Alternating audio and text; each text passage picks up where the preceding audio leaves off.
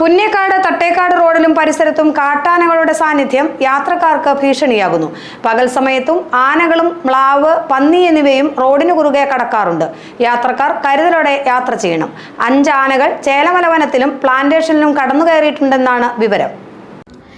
കീരമ്പാറ പഞ്ചായത്തിലെ പുന്നേക്കാട് തട്ടേക്കാട് റോഡിൽ സമീപ ദിവസങ്ങളിൽ കാട്ടാന ഭീഷണി വർദ്ധിച്ചിരിക്കുകയാണ്. ബുധനാഴ്ച നേരം പുലർന്ന ശേഷവും ആനക്കൂട്ടം റോഡിനോട് ചേർന്ന് നിലയുറപ്പിച്ചിരുന്നു. രാത്രിയിൽ ആനകളും മ്ലാവ്, പന്നി തുടങ്ങിയ കാട്ടുമൃഗങ്ങളും റോഡ് കുറുകെ കടക്കുന്നത് പതിവാണ്. യാത്രക്കാർ വന്യമൃഗങ്ങൾ റോഡിൽ ഇല്ലെന്ന് ഉറപ്പാക്കണമെന്നാണ് അധികൃതരുടെ നിർദ്ദേശം. രാവിലെയും ആനയുടെ സാന്നിധ്യം പകൽ സമയങ്ങളിലും ഇപ്പോൾ ഉണ്ട്.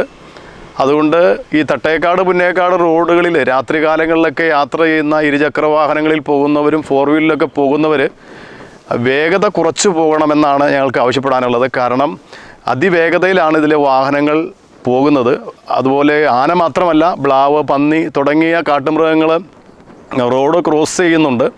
അപ്പോൾ അതുകൊണ്ട് അപകടങ്ങൾ സംഭവിക്കാൻ സാധ്യതകളേറെയാണ്.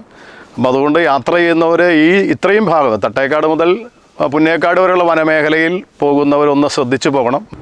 വേനൽ കടുത്തതോടെ ആനകൾ കൂടുതലായി ചേലമല ഭാഗത്തെത്താൻ സാധ്യതയുണ്ട്. കഴിഞ്ഞ രാത്രി 5 ആനകളെ RRTയും വാച്ചർമാരും കണ്ടെത്തി. ഇവയെ ജനവാസ മേഖലയ്ക്കടുത്തു നിന്ന് ഓടിക്കുകയായിരുന്നു.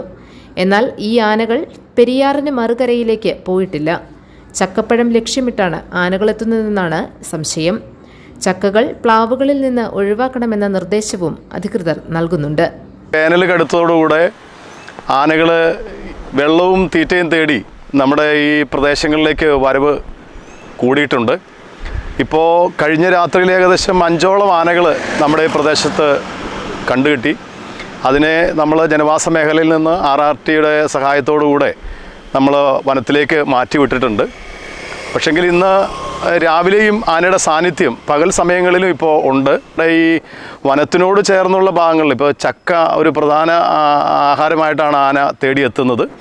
ഈ വനത്തിനോട് ചേർന്നുള്ള ഭാഗത്തുള്ള പ്രാവുകളിലുള്ള ചക്കകളൊന്ന് നമ്മൾ ഇട്ട് കൊടുക്കുകയാണെങ്കിൽ, വിൽക്കുകയാണെങ്കിലോ അല്ലെങ്കിൽ അത് ഇട്ട് മാറ്റുകയാണെങ്കിൽ കുറേയൊക്കെ ആന ഈ ഭാഗത്തേക്ക് വീടുകളുടെ പരിസരത്തേക്ക് എത്താനുള്ള സാധ്യതകൾ കുറയും.